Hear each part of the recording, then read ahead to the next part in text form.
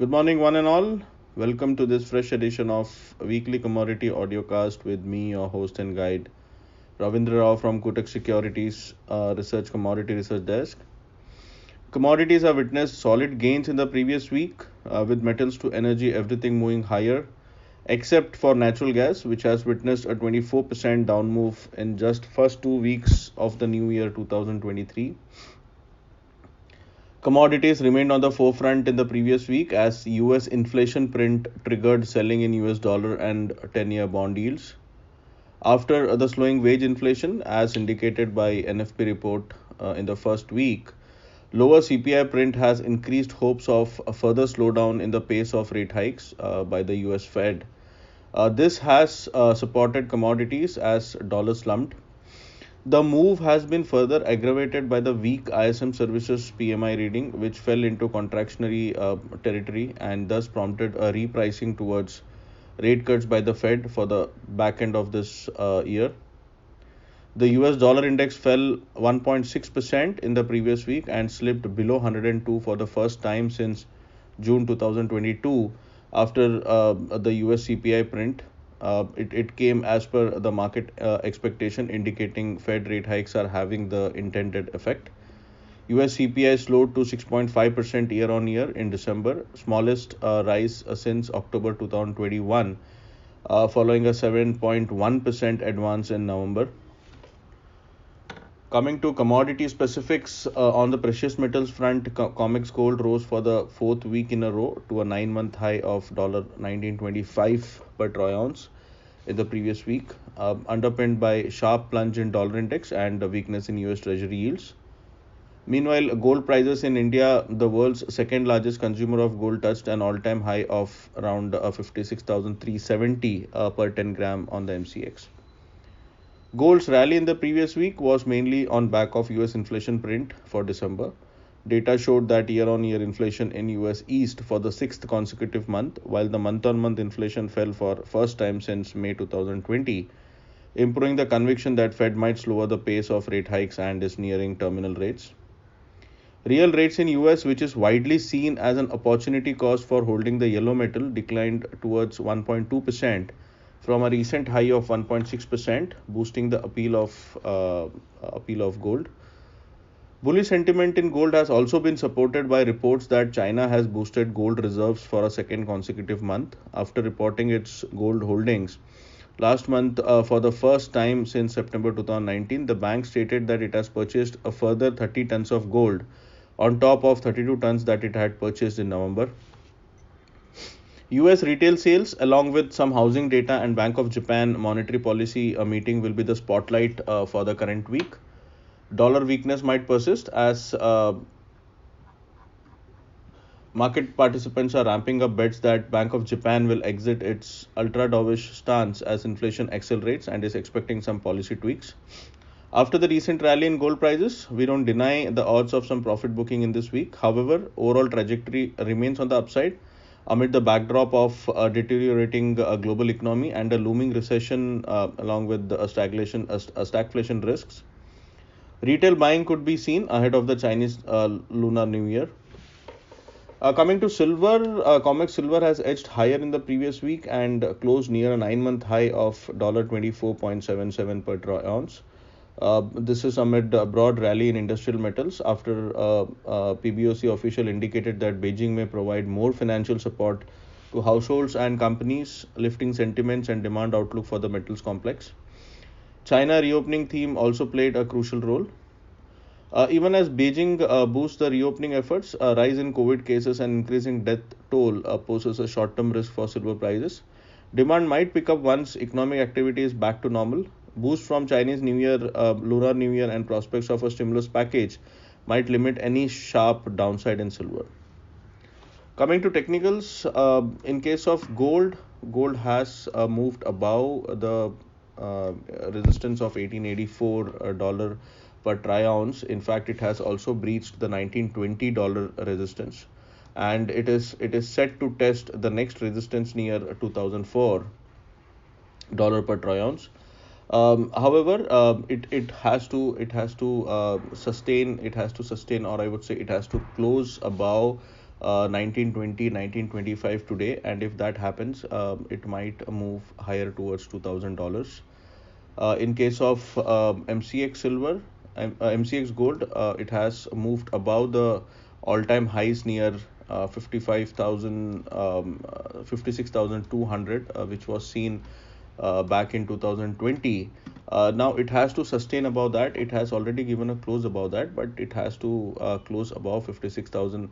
56,320 or 56,350, which was the high in the previous week. If that happens, we might see gold moving further higher towards 57,000 or 57,500. In case of silver, prices are still below the resistance trendline resistance near 2470 $25. It has to sustain above that. It has to close above that for a breakout. So we'll keep our fingers crossed and wait for that breakout. If we get a dip, I think dip is a good buying opportunity. In case of MCX silver, it is again trading near the resistance of 17,000, in fact 71,000. It has to close above that for the next leg up towards 74,500. So in case of gold silver, dips should be used as a buying opportunity. Wait for corrective moves, and in case of silver, wait for a corrective move or wait for a breakout on the upside. Coming to energies, both Brent and WTI crude closed the week with more than 8% gains, boosted by Chinese demand optimism as China reopened its borders to international visitors for the first time since it imposed travel restrictions in March 2020, marking an end to its strict COVID-0 policy just 2 weeks before the Lunar New Year holiday. Also, fears of supply tightness ahead of EU ban on refined products on Feb 5th, coupled with higher Chinese import quotas for 2023, provided a much-needed boost after a sharp decline in the last week. In the US, the spotlight will be taken by retail sales, producer price inflation, whereas in China, GDP data is expected to show that growth slowed sharply in the fourth quarter, in line with the forecast of a smaller industrial output growth in December. Industrial production and retail sales data might also show a lower readings that might have an impact. Weak data points might be negative for crude prices in the week. On the technical front, 81.50 is the next resistance now, and we had seen prices moving lower from that level in the first week of January, and that would take a good resistance. If it sustains above that, we might see crude again, WTI crude again moving higher towards $85. Otherwise, we might see a consolidation between $81 to $77.50 on the lower side. In case of MCX crude, immediate resistance is near 6,540, which is the 52-day moving average. If that is taken out, we might see crude moving higher towards 6,750, and that would be a very good resistance. If that is taken out, it might even go higher till 7,000 level. So initial hurdle would be around 6,550, which the bulls would target, and above that, a closing above that might open the doors for 6,750 on the higher side. Coming to natural gas is the only commodity which has been on the downward move. It has plummeted almost 25% since the start of this year. The fall is mainly due to the warmest start to a winter in 20 years. Friday's leg lower on Henry Hub came after EIA reported 11 BCF build in gas storage for the week ended Jan 6th.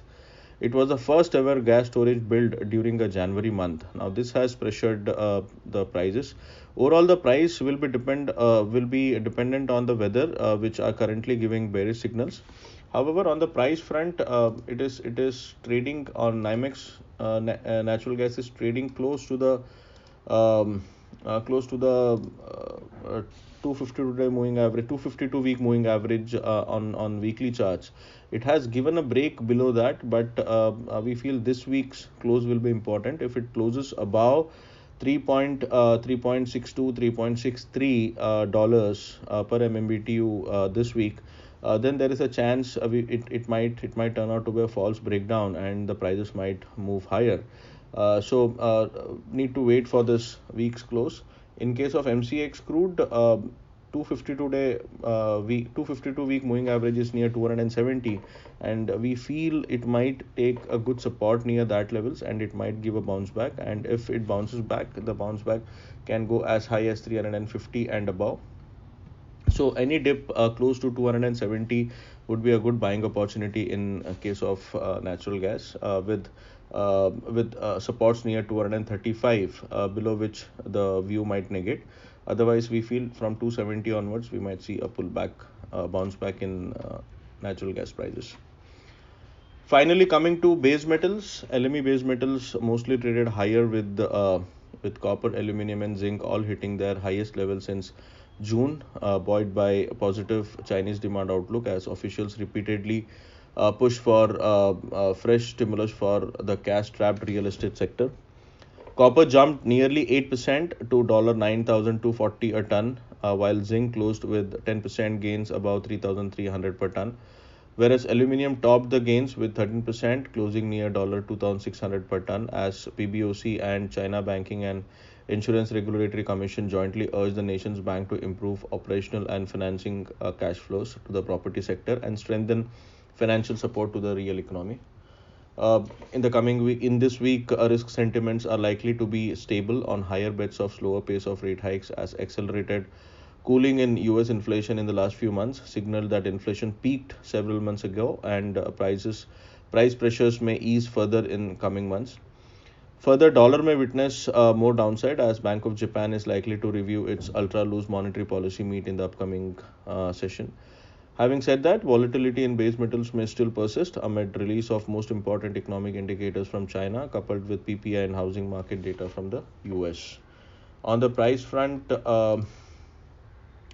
copper has been trading sharply higher. 770 was the resistance, and it has closed above that on a weekly closing. We need to see how the prices sustain at these levels. If it stays above 770 this week also, then the next target on the upside would be somewhere near 800. If not, if we see some kind of a corrective move, then it might also correct towards 740, 734, which would be a good buying zone from a short-term perspective. In case of zinc, zinc looks better, and it has already given a breakout, and we might see zinc prices initially moving towards 290 to 93 levels, and finally it might test the 252-day moving average resistance near 299. In case of aluminium, again prices have moved close to the resistance of 219, 220, and if this sustains, we might see prices moving higher towards 227, 228. So overall, the base metal packs on the price front looks positive, but it is better to buy on corrective dips, as risk reward ratio would be better in if bought in dips. With that, we come to the end of this audio cast. Keep a watch on US data pointers and the US dollar index, as it is approaching the May 2022 support near 101.29. Data from China will also be in focus, especially for base metals and crude. All the best. Trade safe.